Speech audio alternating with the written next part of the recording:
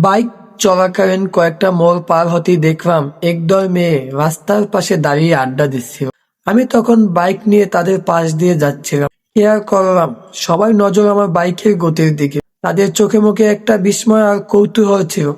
আমি একটা হর্ন দিয়ে ঝড়ের গতিতে তাদের পেছনে ফিরে এগিয়ে গেলাম। মনে মনে ভাবলাম রাইডারের প্রতি মানুষের এত মুগ্ধতা ও বেশ উপযোগ্য। কিন্তু আসল চমকটা বাকি ছিল কয়েক কিলোমিটার পরে। ঠিক আমার বাম পাশ দিয়ে দুই তিনটা মেয়ে যাচ্ছিল। সময়টা ছিল বিকেল বেলা। আমি হেলমেটের কাজটা তুলে একটু নিঃশ্বাস নিছিলাম। তখনই আমার রেঞ্চের একদম সোজাসুজি তাকালো মাঝখানের মেয়েটি। বন্ধুদের কোনো এক হাসির কথায় সে তখন খিলখিল করে হাসছিল। আর সেই হাসিটাই যখন আমার ক্যামেরার দিকে ফিরে, তখন বুকের ভিতর হুট করে যেন একটা স্পন্দন মিস হয়ে গেল। ব্যাস ওই এক সেকেন্ডের জন্য সময়টা যেন থমকে গেল।